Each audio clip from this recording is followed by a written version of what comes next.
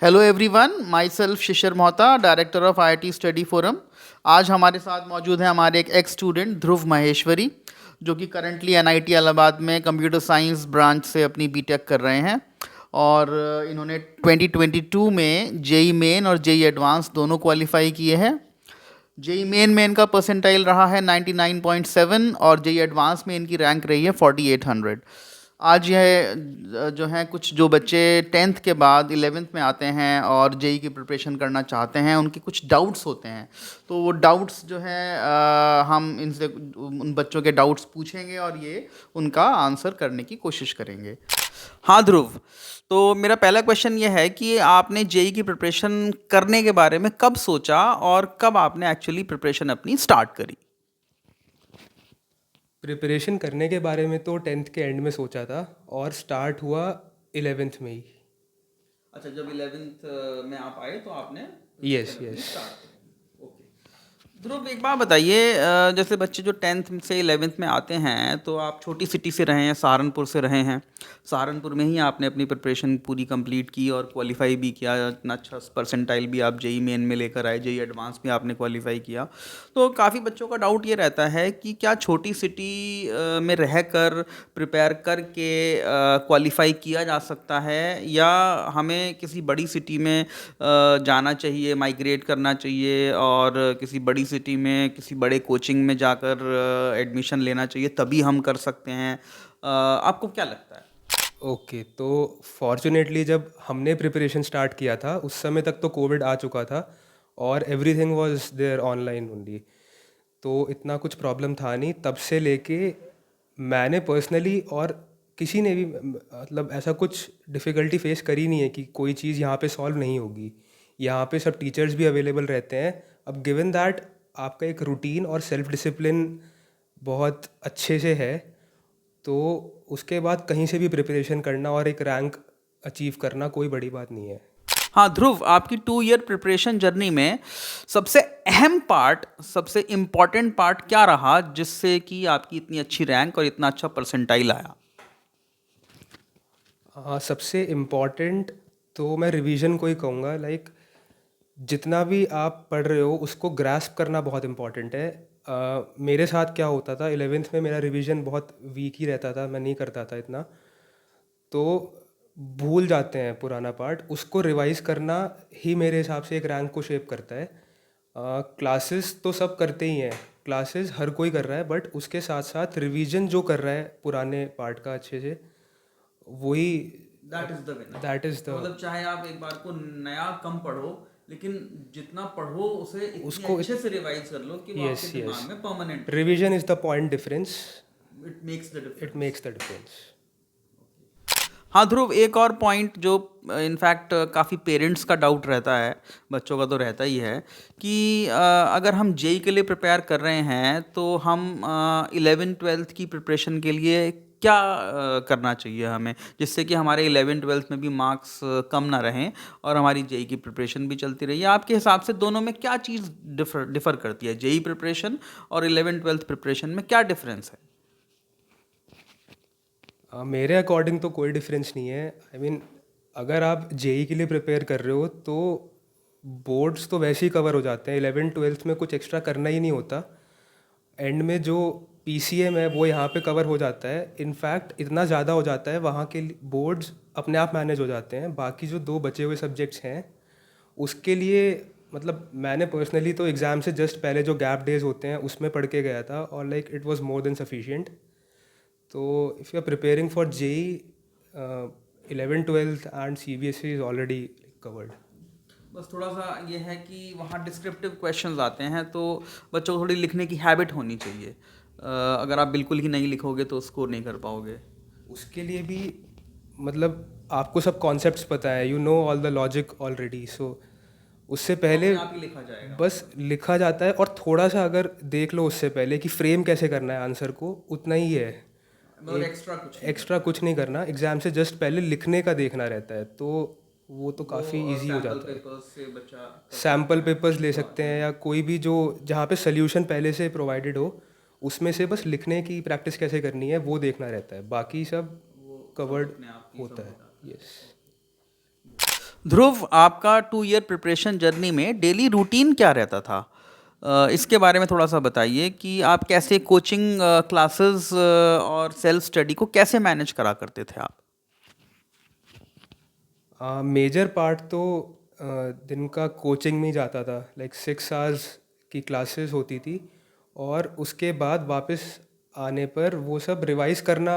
जितना पढ़ाया है वो सबसे इम्पोर्टेंट है। मतलब जितना भी असाइनमेंट और होमवर्क मिला है वो सेम डे पूरा होना चाहिए, नहीं तो आगे का भी फिर कुछ समझ नहीं आता उसके बाद। तो वीकडेज पे तो यही होता था कि क्लास करने के बाद सेल्फ स्टडी बहुत इम्पॉर्टेंट है। जितना किया है वो उसके ऊपर क्वेश्चंस प्रैक्टिस करने ही चाहिए एक दिन में।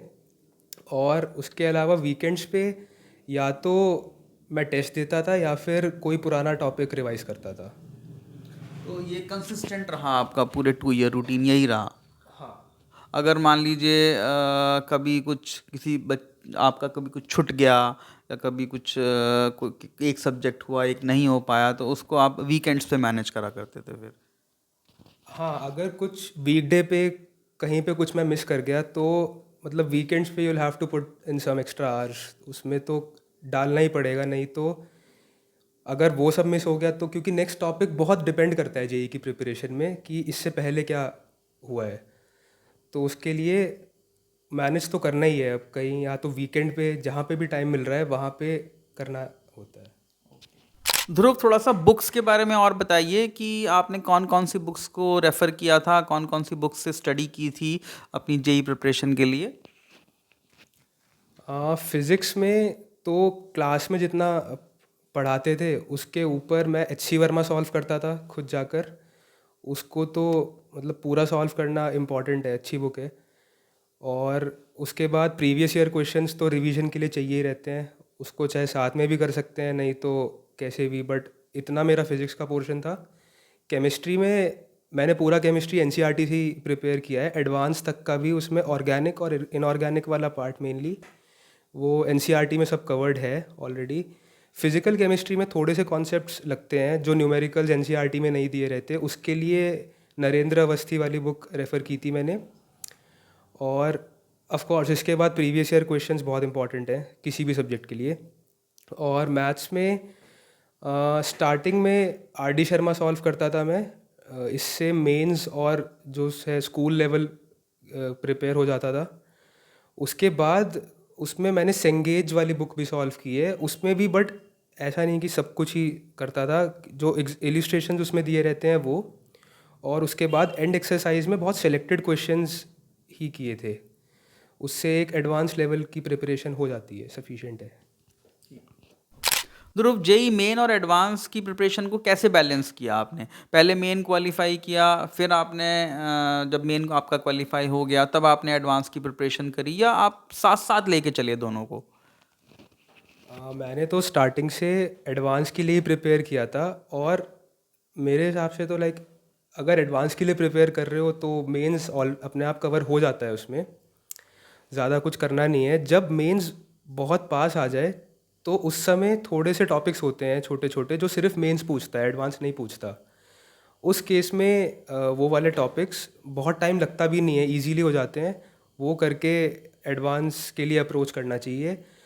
अगर सिर्फ मेंस करोगे थ्रू आउट 11th और 12th तो उसके बाद एडवांस अप्रोच करना बहुत टफ है।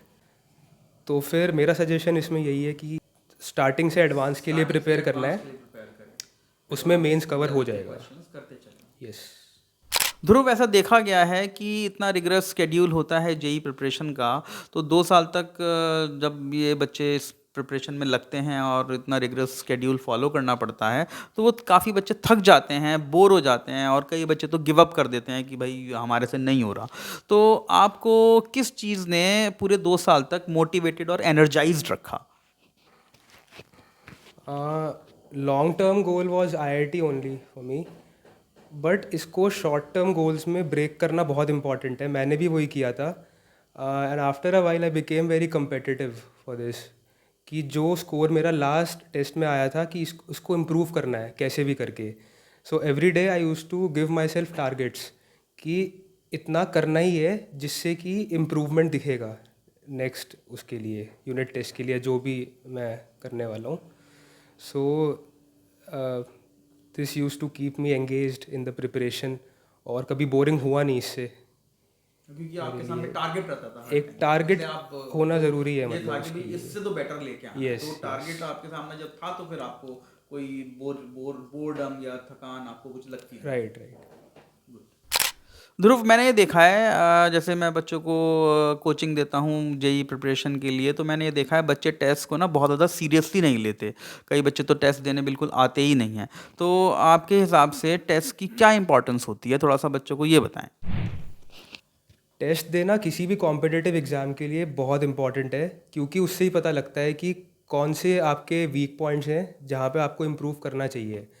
अब टेस्ट देने से दो चीज़ पता लगती है मेरे हिसाब से. तो जो क्वेश्चन नहीं बना, अब या तो वो कॉन्सेप्ट नहीं आता था तो उसको सीखना चाहिए फिर वापस जाके, और कोई आता हुआ क्वेश्चन अगर छूट गया तो वो तो फिर मतलब क्यों छूटा, उसके लिए क्या चाहिए, कोई टाइमिंग लैग हो रही है या फिर कोई वहाँ पे मेरे को चीज़ स्ट्राइक नहीं कर रही जो कि करनी चाहिए. कई बार केयरलेस मिस्टेक्स भी हो जाती हैं। वो मिस्टेक्स हो जाती हैं, बट अटेंडेंस बहुत ज़रूरी है. जितने भी टेस्ट हो रहे हैं मैं तो सब टेस्ट में कोशिश करता था यहाँ पे आके दूं जैसे भी, और एंड में एक कई बार बच्चे अपने कम स्कोर से घबरा जाते हैं और टेस्ट देना बंद कर देते हैं, उनके लिए क्या कहेंगे आप? नहीं, टेस्ट में अटेंडेंस ही सबसे इम्पॉर्टेंट है. कितना भी बुरा स्कोर है, you just have to show up in the test, क्योंकि यहाँ पे बुरा स्कोर करने का एक मतलब ठीक है यहाँ पे कर सकते हैं, बट इससे क्या होगा वहाँ पे बहुत बच जाते हैं. जो मेन एग्ज़ाम होगा जो गलतियाँ यहाँ वहाँ एकदम से होने वाली होती हैं, वहाँ पे पता होता है कि हमने थ्रू आउट द जर्नी क्या क्या मिस्टेक्स की हैं और हम रेगुलरली क्या मिस्टेक करते हैं. तो वहाँ पे बहुत मतलब वहाँ पे ध्यान जाता है फिर कि इस पॉइंट पे मैं मिस्टेक करता हूँ रेगुलरली, तो यहाँ पे ध्यान से करना है. इसीलिए टेस्ट बहुत इंपॉर्टेंट है. ध्रुव, एक लास्ट टिप या एडवाइस उन बच्चों के लिए जो 2026 या 2027 में अपना जेई देंगे। एज आई सेड बिफोर कि रिवीजन तो सबसे इम्पॉर्टेंट है ही पूरे प्रिपरेशन में, बट इसके अलावा आप जहाँ पे भी पढ़ रहे हो, जिस भी टीचर को फॉलो कर रहे हो, उसको ढंग से फॉलो करो प्लीज़. क्योंकि मैंने देखा है कि टीचर जो पढ़ाता है वो फॉलो करते ही नहीं है, अपना दिमाग लगाते हैं कि ये इधर उधर से ये वाली सबसे टफ़ वाली बुक्स मैं फ़ॉलो कर लूँ. फिज़िक्स में जैसे एक इरोडोव करके है वो वाली कर लेते हैं, जो कि बिल्कुल भी इम्पॉर्टेंट नहीं है. जितना क्लास में बताया है उसके ऊपर एक मैक्सिमम 2 बुक्स PYQs मिला के उतना ही सफिशिएंट है और उतना ही फॉलो करना चाहिए. और उसके अलावा बस कंसिस्टेंसी इज़ द की. मतलब जितना कंसिस्टेंट रहोगे, एक दिन में 2 क्वेश्चन सॉल्व कर रहे हो इट्स फाइन, बट एक दिन में 10 क्वेश्चन लगा के फिर हफ्ता भर कुछ ना करना, वो बहुत बुरा है. कंसिस्टेंट रहना है, मतलब कंसिस्टेंट रहना है, और जहाँ पे भी पढ़ाई हर कर रहे हो दिन उसको जो है आपको करना ही करना है। करना ही करना है. भले ही थोड़ी देर बैठना है, but you just have to show up every day. Okay Dhruv, आपको जो है अब आपका प्लेसमेंट सेशन स्टार्ट होने वाला है, उसके लिए ऑल द बेस्ट विशेस, और बहुत अच्छा लगा आप यहाँ आए और आपने जो है बच्चों को गाइडेंस दी, इसके लिए we are very thankful to you. Thank you so much.